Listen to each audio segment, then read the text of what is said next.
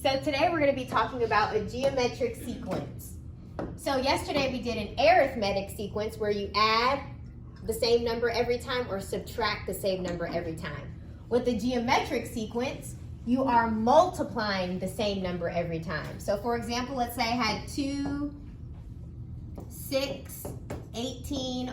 I'm multiplying by 3 every time to get the next number. 2 times 3, you get 6. 6 times 3, you get 18, and so on. So that means my common ratio is 3, because that's what I'm multiplying by every time. And this is the formula that we're going to use for a geometric sequence, where your R is the common ratio and A1 is your very first term. So for example, if I wanted to give a formula for this one, your first term is 2, so that would go here, times the R, which in this case we said was 3, n minus 1 as your exponent. So this would be the formula for this sequence. All right, so let's answer some questions about it. In a geometric sequence, the number you multiply by each time is called the common ratio, and it's denoted by an R. The formula for the nth term of a geometric sequence is the first term times R to the power of n minus 1. So for this one, they tell us that the first term is 3. So if I put that in my formula, I'll put a 3 times. The common ratio is 2. So for R, I'll put the number 2, n minus 1. This is the formula. And it says it wants the fourth term. So I want the fourth term. That means for n, I would plug in a 4. So if we simplify this, you will get 3 times 2. 4 minus 1 is 3. So 2 cubed is 8, and then we multiply by 3 to get 24. So the fourth term is 24. So if you did not want to use the formula, you could also just start at 3 and multiply by the common ratio every time. So 3 times 2, you get 6, times another 2, you get 12, and then 12 times 2, you get 24, and that's the fourth term.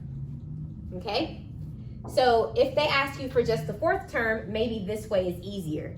But if they asked you for the 24th term, maybe plugging it into the formula would be easier. So choose whichever way is easier, using the formula or just finding it to the fourth term.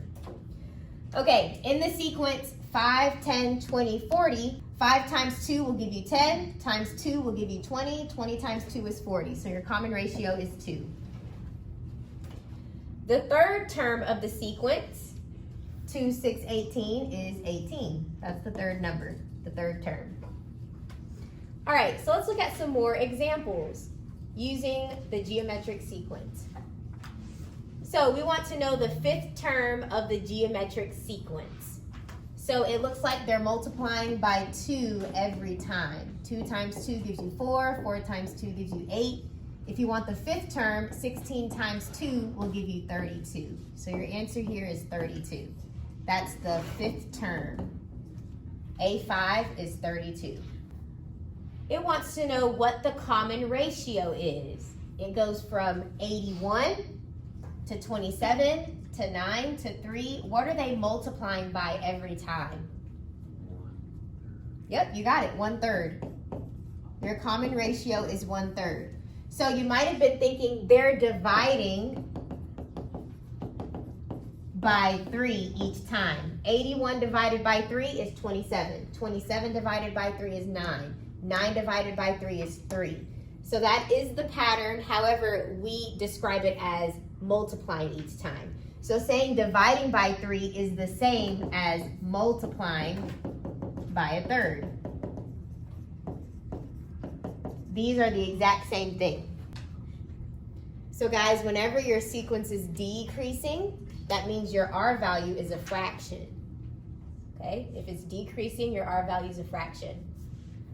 Okay, they give you the first term.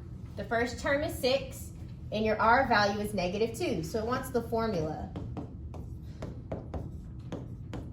All right, so just plug in what you know. Your first term is 6. Your R value is -2. So this is the formula.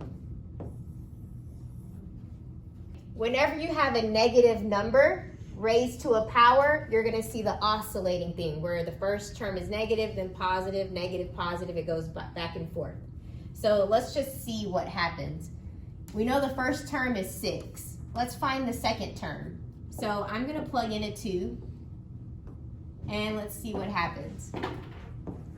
I have 6 times a negative 2, and then 2 minus 1 is just 1.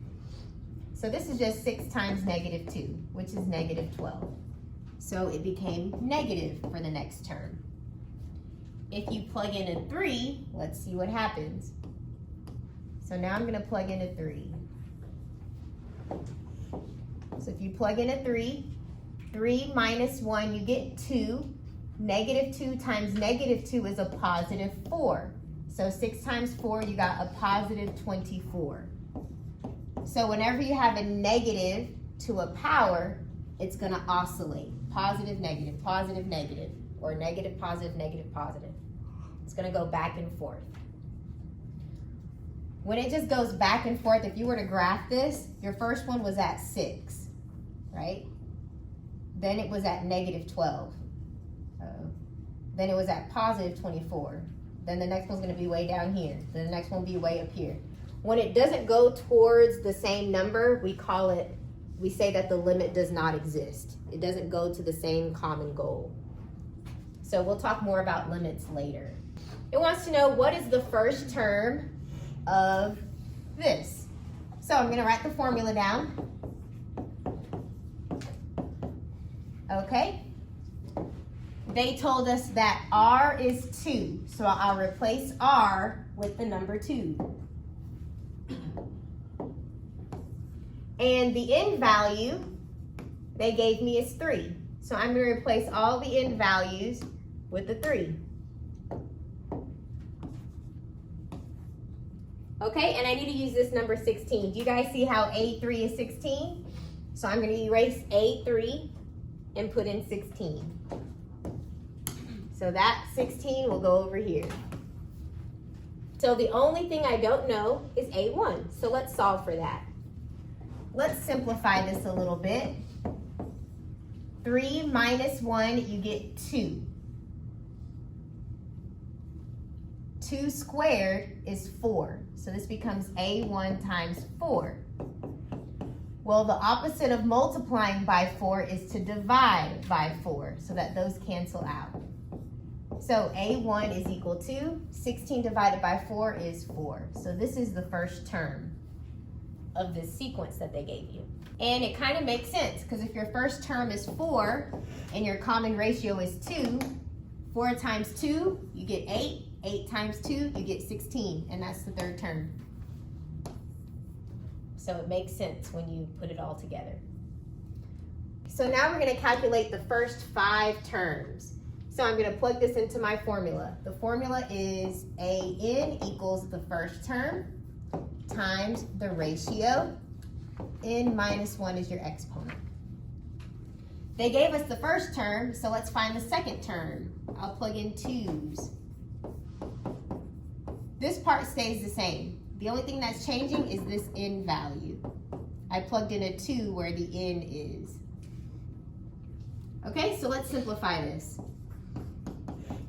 That stayed the same. 2 minus 1, you get 1. 1 doesn't really do anything, so 9 times 1 is 9, and it's divided by 3. So 9 divided by 3, you get 3. So that's my second term. Let's find the next term. Next term is A3. So this part stays the same. The only thing that changes is this N value. I'll put in a 3 there.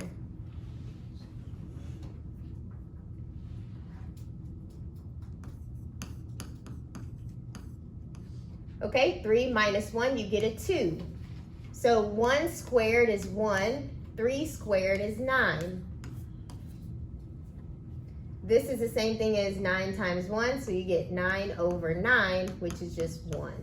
So that's your third term, is 1. Now let's try the fourth term. This part stays the same. The only thing that changes is the N value. I put a 4 there. So if you simplify it, 4 minus 1 is 3. 1 cubed is 1. 3 cubed is 27. 3 times 3 is 9, times a third 3 is 27. So this is 9 over 27, which if you divide the numerator and the denominator by 9, you get 1/3. So that's your fourth term.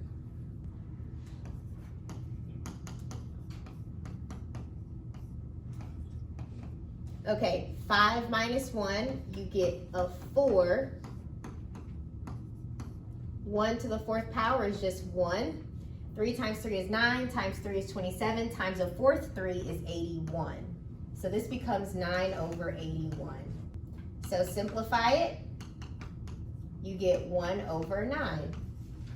So those are the first 5 terms. Your first term, they told you was 9. The second term, we got 3. The third term is 1.